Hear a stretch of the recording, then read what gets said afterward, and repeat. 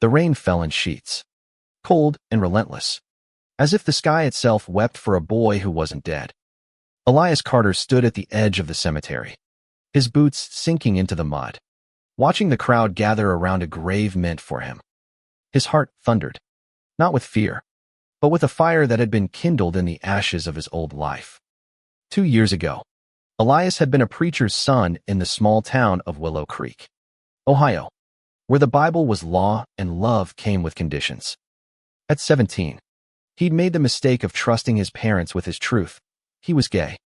The memory of that night still burned his father's face twisting with rage, his mother's sobs echoing through the house, and the ultimatum that followed.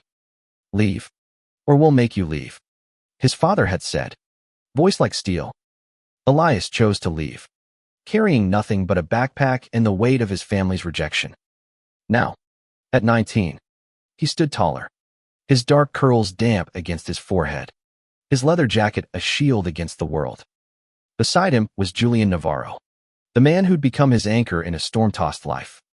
Julian's hand, calloused from years of working construction, squeezed Elias's, grounding him. They'd met in a Chicago diner a year ago, two lost souls sharing a booth and a conversation that stretched into dawn.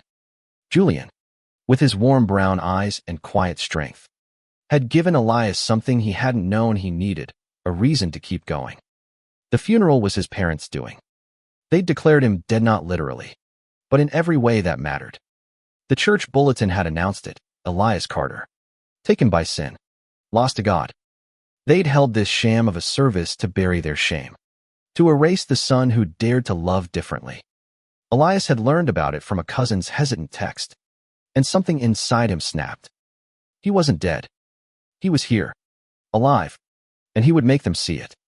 We don't have to do this, Julian whispered, his voice barely audible over the rain. His flannel shirt clung to his broad shoulders, and his eyes searched Elias's face for any sign of doubt. Elias shook his head. I need them to know I'm still here. I need him to know. He meant his father, Pastor Samuel Carter, whose sermons had once filled Elias with awe and now only left him hollow. They stepped forward, hand in hand, their boots crunching on wet gravel. The crowd, maybe 30 people, all familiar faces from Elias's childhood, stood under black umbrellas, heads bowed. His mother, Ruth, clutched a tissue, her face pale and drawn. His father stood at the head of the grave, reading from a worn Bible, his voice steady despite the tremor in his hands. Elias's chest tightened. He hadn't seen them in 2 years, but the pain felt as fresh as the day he'd left. The casket was empty, a polished oak lie. Elias's cousin, Mara, had told him they'd filled it with his old clothes, his high school trophies, anything that marked him as theirs. The thought made his stomach churn. They weren't mourning him, they were mourning the son they wished he'd been. As Elias and Julian approached, a murmur rippled through the crowd. Heads turned, eyes widened. A woman gasped, dropping her umbrella. Elias's mother looked up, and her hand flew to her mouth, the tissue fluttering to the ground. His father faltered mid-verse, his gaze locking onto Elias. For a moment, the world held its breath. Elias. Ruth's voice was a broken whisper, barely carrying over the rain. He didn't answer. He didn't need to. His presence was enough a living rebuke to their lies. Julian's grip tightened, a silent reminder, you're not alone. Elias took another step, his boots sinking deeper into the mud, his heart pounding with a mix of rage and sorrow. He wasn't here to beg for forgiveness. He was here to reclaim himself. Pastor Samuel's face hardened. You're not welcome here, he said, his voice low but sharp, cutting through the crowd. This is a house of God. This is a cemetery. Elias shot back, his voice steady despite the storm inside him. And I'm not dead. The crowd parted, some stepping back, others whispering. Elias felt their stares, a mix of pity, fear, and judgment. He'd grown up with these people, Mrs. Larson, who'd baked him cookies every Sunday, Mr. Tate, who'd taught him to ride a bike, his old friend Caleb, who now looked away, unable to meet his eyes. They'd all believed the lie, or at least accepted it. But Elias wasn't here for them. He was here for himself, for Julian, for the truth they couldn't bury. Ruth took a step toward him, her hands trembling. Elias, please, we thought you were gone. You didn't think, Elias said, his voice cracking. You chose to erase me. Julian stepped closer, his presence a steady warmth against the cold. We should go, he murmured. But Elias shook his head. He wasn't done. Not yet. He turned to the crowd, his voice rising. You all knew me. You watched me grow up, sing in the choir, help at the food drives. And now you're here, pretending I'm dead because I love someone you don't approve of. His eyes found his father's. You taught me about grace. Dad, where's yours? Samuel's jaw tightened, but he said nothing. The rain poured harder, as if urging the moment to break. Elias felt Julian's hand on his shoulder, a silent plea to walk away. But something kept him rooted. He needed them to see him, to feel the weight of what they'd done. Ruth sobbed, reaching for him. But Samuel grabbed her arm, pulling her back. This is not your place, he said, his voice cold. You made your choice. And you made yours, Elias replied. He looked at the empty casket, then back at his father. But I'm still here, and I'm not going anywhere. The silence that followed was heavier than the rain. Elias turned, taking Julian's hand, and they walked away, leaving the crowd, the grave, and the lie behind. But as they reached the edge of the cemetery, Elias heard footsteps behind him. He turned to see Mara, her coat soaked, her eyes bright with something like hope. I'm sorry, she said, her voice shaking. I didn't know what to do. I didn't know how to find you. Elias's throat tightened. Mara had been his closest cousin, the one who'd snuck him comic books when his parents banned them. You found me now, he said softly. She glanced back at the crowd, then at him. Can I call you later? He nodded, managing a small smile. Yeah, I'd like that. As they walked away, Julian leaned in, his voice low. You okay? Elias exhaled, the weight in his chest loosening just a fraction. Not yet, he said, but I will be. The Chicago skyline glittered through the diner's fogged-up windows, a stark contrast to the muddy cemetery they'd left behind 3 days ago. Elias sat in their usual booth, stirring a cold cup of coffee, his mind still replaying the funeral. Julian sat across from him, flipping through a worn paperback, but his eyes kept flicking to Elias, watching for cracks in his calm. You haven't eaten, Julian said, nudging a plate of fries toward him. His voice was gentle, but there was an edge of worry in it. Elias knew that tone. Julian was checking in, making sure the weight of Willow Creek hadn't crushed him. I'm fine, Elias said, but his voice lacked conviction. He hadn't slept much since the funeral, haunted by his mother's tear-streaked face and his father's cold silence. He'd wanted to feel free walking away from that grave, but instead, he felt untethered, like a kite cut loose in a storm. Julian set the book down, leaning forward. You don't have to be fine. You know. What you did, that was brave. But it doesn't mean it didn't hurt. Elias looked at him, at the man who'd become his home when he had none. Julian was 22, 3 years older, but his life had been no easier. Raised in a cramped Chicago apartment with a single mom and 2 younger sisters. He'd worked since he was 15 to keep them afloat. Coming out hadn't been a choice for him. His mom had found a love letter he'd written to a boy in high school. And instead of anger, she'd hugged him, saying, You're still my Julian. Elias envied that. The kind of love that didn't demand perfection. I keep thinking about what I could have said, Elias admitted, his voice low. Something to make them understand. To make them see me. Julian reached across the table, his hand covering Elias's. They saw you. They're not ready to accept it. That's on them, not you. Elias wanted to believe him, but the ache in his chest said otherwise. He'd spent his whole life trying to be the son his parents wanted, obedient, devout, straight. Even now, part of him wanted their approval. Their love. Despite everything. It was a wound that refused to close. His phone buzzed, and he glanced at the screen. A text from Mara. Can we meet? I'm in Chicago for the weekend. His heart skipped. He hadn't expected her to follow through so soon. He showed the text to Julian, who raised an eyebrow. You sure you're up for this? Julian asked. Elias nodded, though his stomach twisted. She's the only one who reached out. I owe her a chance. They agreed to meet Mara at a small park near Lake Michigan the next day. The air was crisp, the lake a steel-gray mirror under the autumn sky.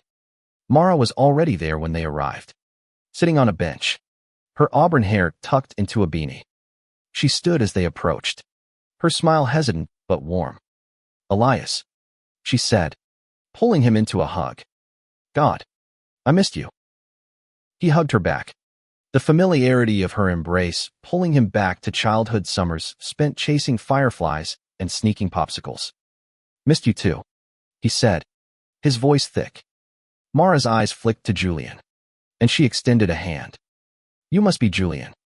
I'm Mara, the cousin who's been a total coward until now.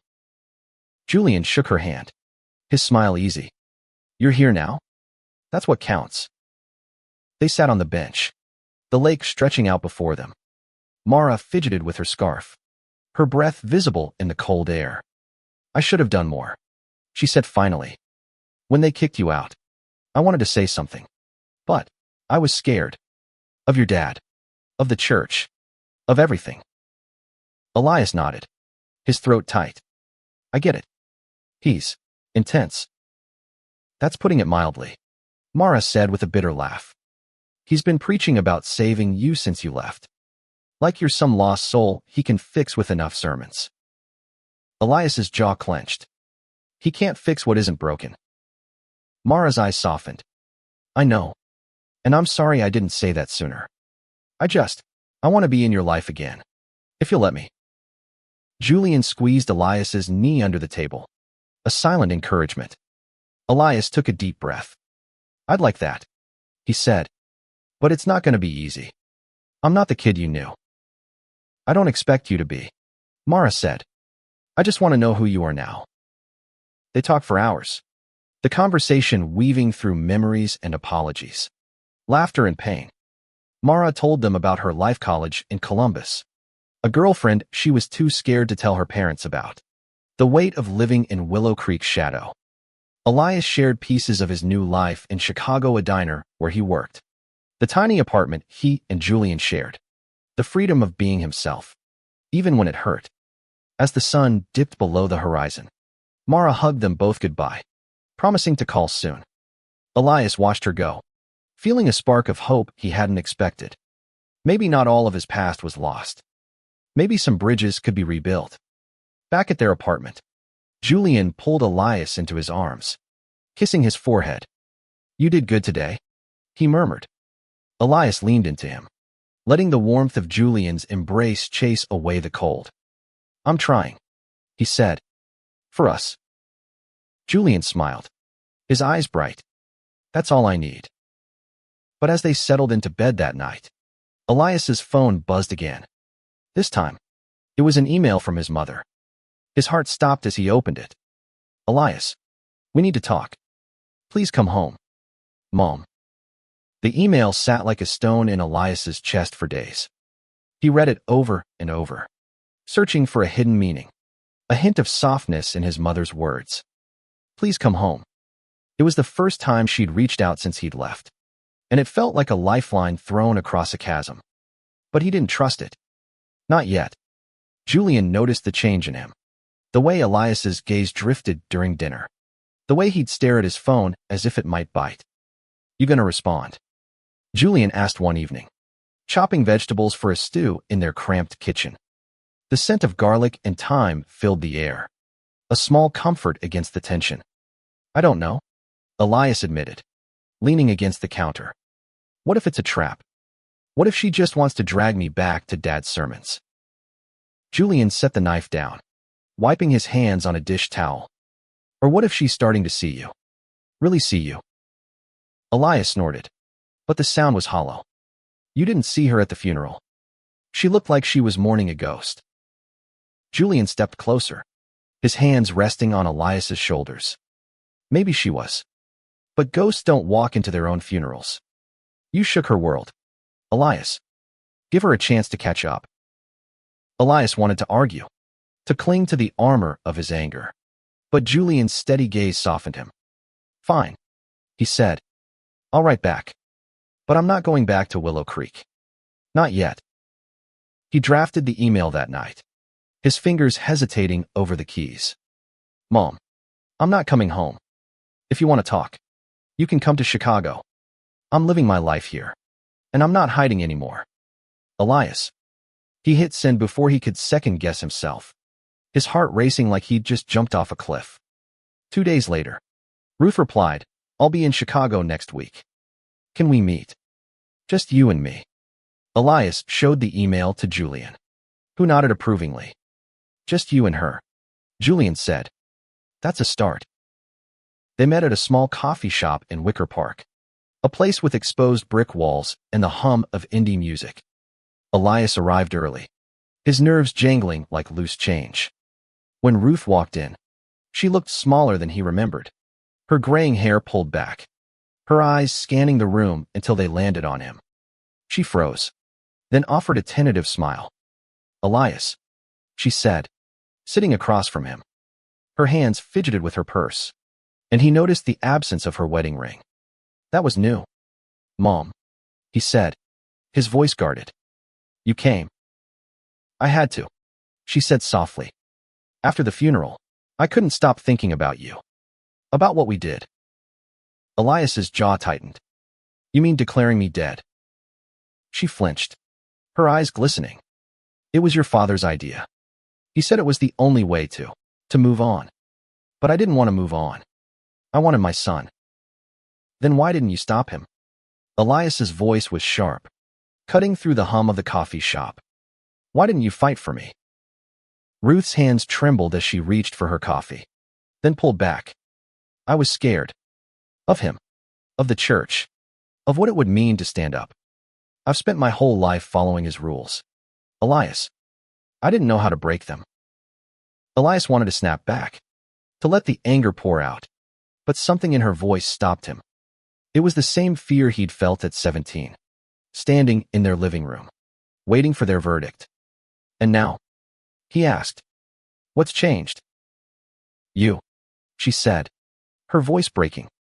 You walked into that cemetery, and I saw you. Not the boy I lost, but the man you've become. And I realized, I don't want to lose you again. Elias's throat tightened, and he looked away, blinking back tears. He wanted to believe her, but trust was a fragile thing, and his was still in pieces. I'm not coming back to Willow Creek, he said, and I'm not changing who I am. I don't want you to, Ruth said, surprising him. I just want to know you, to be part of your life, if you'll let me. They talked for an hour, the conversation stilted but honest. Ruth asked about his life in Chicago, about Julian, about the diner. Elias answered cautiously, testing the waters. She didn't flinch when he mentioned Julian, didn't quote scripture or look away. It wasn't reconciliation. Not yet. But it was a step. When they parted, Ruth hugged him, her arms trembling. Can I see you again?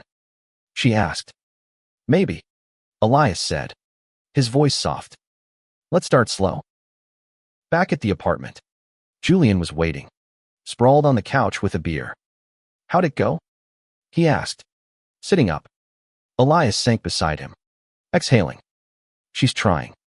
I don't know if I trust it yet, but she's trying. Julian pulled him close, kissing his temple. That's more than you had a week ago. Elias nodded, leaning into Julian's warmth.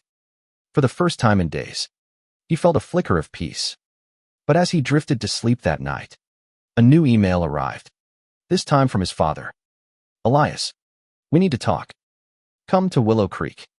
Alone. Elias stared at the email from his father. The words come to Willow Creek. Alone burning into him like a brand. He hadn't heard from Samuel since the funeral, and the demand in those words felt like a summons to judgment. He showed the email to Julian, who frowned, his brow furrowing. "You're not going alone," Julian said, his voice firm. "Not after what he did." Elias paced their tiny living room, the floorboards creaking under his boots. "I know. But if I don't go, he'll think he's won. That he can still control me." Julian stood, crossing his arms. "Then we go together. I'm not letting you face him by yourself." Elias hesitated, torn between gratitude and fear. He didn't want to drag Julian into the lion's den of Willow Creek, but the thought of facing his father alone made his stomach twist. "Okay," he said finally. "Together." They drove to Willow Creek the following weekend, the 4-hour trip heavy with silence. The Ohio countryside rolled by, fields of corn and soybean giving way to the familiar streets of Elias's childhood. Every landmark, the gas station where he'd bought his first pack of gum, the library where he'd hidden with books his parents didn't approve, awful like a ghost haunting him. The church loomed at the edge of town, its white steeple stark against the gray sky. Samuel had asked to meet there, in his office, a place Elias had once associated with safety. Now, it felt like a battlefield. They parked in the empty lot, the gravel crunching under their tires. Julian reached for Elias's hand, his touch steadying. "You don't owe him anything," he said. "Remember that." Elias nodded, his throat tight. "Let's get this over with." Samuel was waiting in his office, seated behind a heavy oak desk cluttered with papers and a worn Bible. He looked older than Elias remembered, his hair grayer, his eyes sunken, but his posture was rigid, his expression unyielding.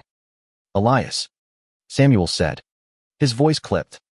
His gaze flicked to Julian, and his lips tightened. "I said alone." "Julian stays," Elias said, his tone leaving no room for argument. He sat across from his father, Julian beside him, their knees brushing under the table. Samuel leaned back, his fingers steepled. "You caused quite a scene at the funeral. Disrupted a sacred moment." "Sacred?" Elias's voice was sharp. "You buried an empty casket. You told everyone I was dead because I'm gay. That's not sacred, that's a lie." Samuel's jaw clenched. "You chose to walk away from God. From us. We did what we had to do to protect our community." "Protect?" Elias leaned forward, his hands gripping the arms of his chair. "You erased me. You told the world I was better off dead than being who I am." Julian's hand rested on Elias's knee, a quiet anchor. Samuel's eyes narrowed, but he didn't respond. The silence stretched, heavy and suffocating, until Samuel spoke again, his voice softer but no less firm. "I want you to come home. To repent. To be the son we raised you to be." Elias laughed, a bitter sound that echoed in the small office. "The son you raised is gone. You made sure of that when you kicked me out." Samuel's face reddened. "We gave you a choice. You chose sin. I chose love," Elias said, his voice steady now. He glanced at Julian, whose eyes were fixed on him, full of pride and quiet strength. "And I'd choose it again." Samuel stood, his chair scraping against the floor. "Then you're no son of mine." The words hit like a punch, but Elias didn't flinch. He'd heard them before, in the silences and the sermons, in the way his father had looked at him that night 2 years ago. "Maybe I never was," he said quietly, "but I'm still here, and I'm not hiding anymore." He stood, taking Julian's hand, and they walked out, leaving Samuel alone with his Bible and his anger. The drive back to Chicago was quiet, but this time, the silence felt different, less like a weight and more like a release. When they got home, Elias found another email from his mother. "I'm sorry about your father. I'm trying to understand. Can we talk again?" He didn't respond right away, but the knot in his chest loosened just a little.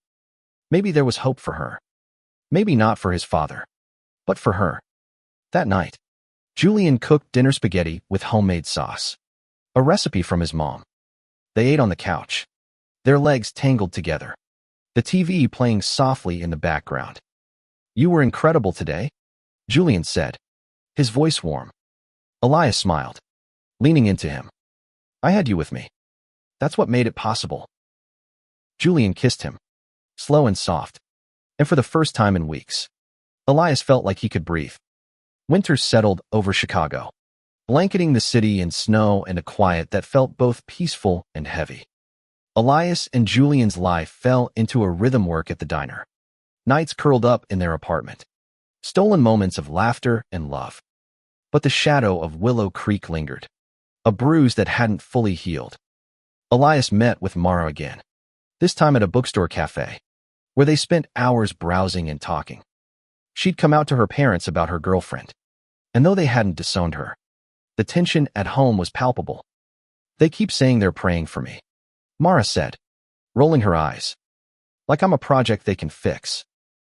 Elias nodded, stirring his latte. Sounds familiar. My mom's trying. At least. But my dad, he's a brick wall. Mara reached for his hand. You don't need him. You've got Julian. You've got me. You've got a whole life here. He smiled, but the words didn't erase the ache.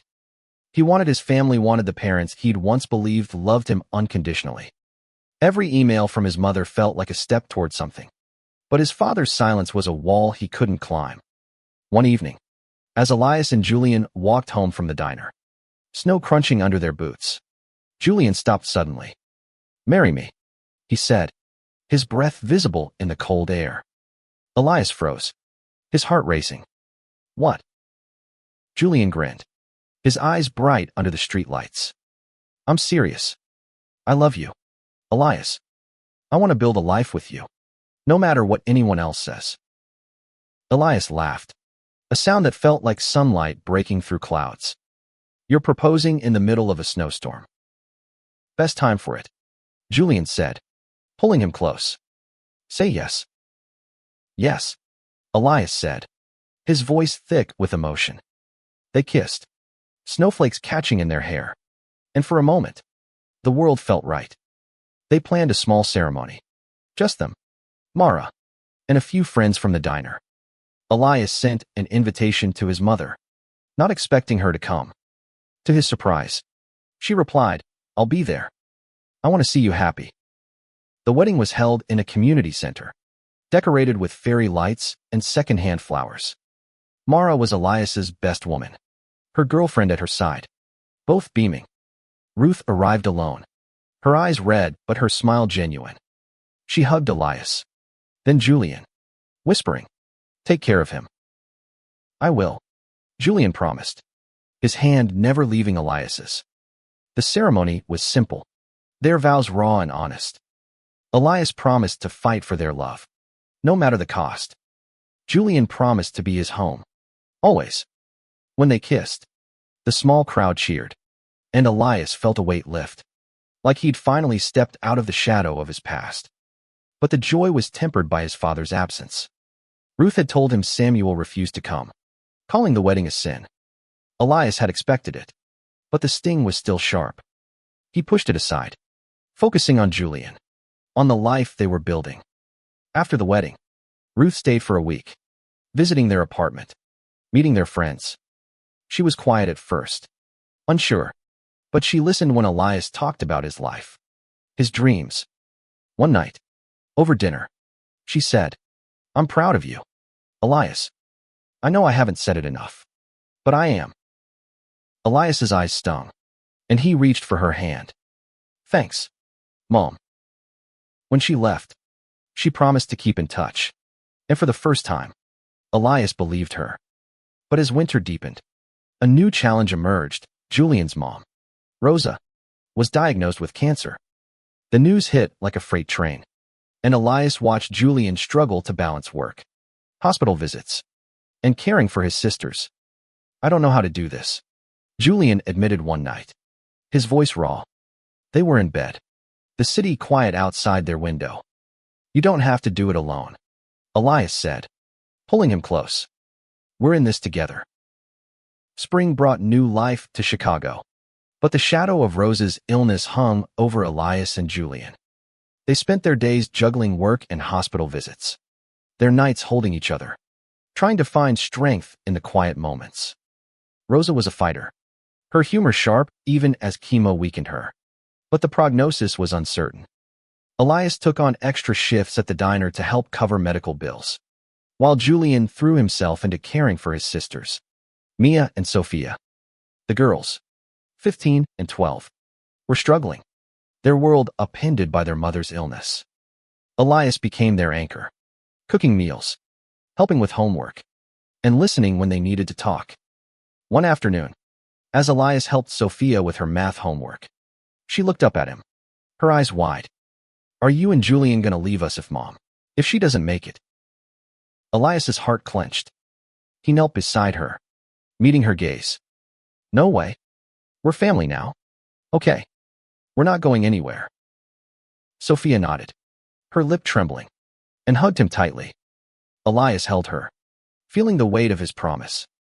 He'd lost one family, but he was building another, piece by piece. Mara visited often, bringing books for the girls and takeout for the adults. She and Elias grew closer, their bond a lifeline to his past. She'd started standing up to her own parents, inspired by Elias's courage, and was planning to move to Chicago with her girlfriend. "You showed me I don't have to hide," she told him one night, and Elias felt a swell of pride. Ruth called weekly, her conversations with Elias growing longer, more open. She was distancing herself from Samuel, spending more time with a sister in Cleveland who supported her efforts to reconnect with Elias. "I'm learning," she told him once. "I'm trying to understand what I got wrong." Elias appreciated her effort, but he couldn't shake the memory of his father's words, "You're no son of mine." They echoed in his quieter moments, a reminder of the love he'd lost. He didn't tell Julian, not wanting to burden him, but Julian always seemed to know when Elias was carrying too much. One night, as they lay in bed, Julian traced circles on Elias's back. "You're thinking about him again, aren't you?" Elias sighed, turning to face him. "I just wish I could make him see me, not as a sin, but as his son." Julian pulled him close. "You can't change someone who doesn't want to change. But you've changed me, Elias. You've made me believe in forever." Elias kissed him, letting the words sink in. Julian was writhed, couldn't force his father to love him, but he could choose to love himself, to love Julian, to love the family they were building. Rosa's condition stabilized by summer, and the relief was palpable. They celebrated with a picnic by Lake Michigan, Rosa in a wheelchair but smiling, the girls laughing as they chased each other through the grass. Elias watched them, his heart full. This was his life now, and it was enough. But as summer faded, a letter arrived from Willow Creek. It was from Samuel, handwritten, the first direct contact since their meeting in the church. "Elias, I've been praying. I don't understand your choices, but I want to try. Can we meet?" Elias stared at the letter, his hands shaking. He didn't know if it was a genuine olive branch or another attempt to control him. But the possibility, however slim, that his father was reaching out kept him up that night, torn between hope and fear. Elias decided to meet his father. But this time, he set the terms, a neutral location, a park in Cleveland, halfway between Chicago and Willow Creek. Julian came with him, as did Ruth, who'd insisted on being there. "I want to support you," she'd said over the phone, and Elias felt a warmth he hadn't known was possible with her. The park was quiet, the leaves turning gold under an autumn sun. Samuel was already there when they arrived, sitting on a bench, his Bible absent for once. He stood as they approached, his expression unreadable. Ruth hung back, giving them space, while Julian stayed close, his presence a quiet strength. "Elias," Samuel said, his voice softer than Elias expected. "Thank you for coming." Elias nodded, his arms crossed. "You said you wanted to try? What does that mean?" Samuel hesitated, his hands clasped tightly. "I've been wrong," he said finally, the words heavy, as if they'd been wrestled from him. "Not about everything. I still believe what I believe. But I was wrong to push you away. To bury you." Elias's breath caught. He'd waited years for those words, but they didn't erase the pain. "You didn't just push me away," he said, his voice steady but sharp. You told the world I was dead. You made Mom believe it. You made me believe I wasn't worth loving. Samuel's face crumpled, and for the first time, Elias saw something like regret in his eyes. I thought I was saving you, Samuel said. I thought if I could make you see your sin, you'd come back to us. There's no sin in who I am, Elias said, his voice rising. I love Julian. I'm building a life with him. A good life. And you don't get to decide if that's right or wrong. Julian's hand found his, a silent reminder of their strength. Samuel's gaze flicked to their joined hands, and he didn't flinch. I don't understand it, he admitted, but I don't want to lose you again. Elias wanted to believe him, but trust was a long road. This isn't forgiveness, he said. Not yet. But if you mean it, you'll have to show me. Not with words. Not with sermons, with actions. Samuel nodded, his eyes glistening. I'll try. Ruth stepped forward then, her hand on Samuel's arm. We both will, she said, her voice firm. Elias saw something new in Hera's strength she hadn't shown before. A willingness to stand up to the man she'd followed for decades. They talked for a while, the conversation awkward but real. Samuel asked about Elias's life, about Julian, about their wedding. Elias answered cautiously, but he felt a shift, a crack in the wall between them. It wasn't reconciliation, not fully, but it was a beginning. As they drove back to Chicago, Julian reached for Elias's hand. You okay? Elias smiled, the weight in his chest lighter than it had been in years. Yeah, I think I am. Back home, they settled into their life with renewed hope. Rose's health improved, and the girls thrived under Elias and Julian's care. Mara moved to Chicago, her girlfriend in tow, and they became part of the family, too. Ruth visited often, building a fragile but growing bond with Elias. Samuel sent letters, each one a small step toward understanding, though the journey was far from over.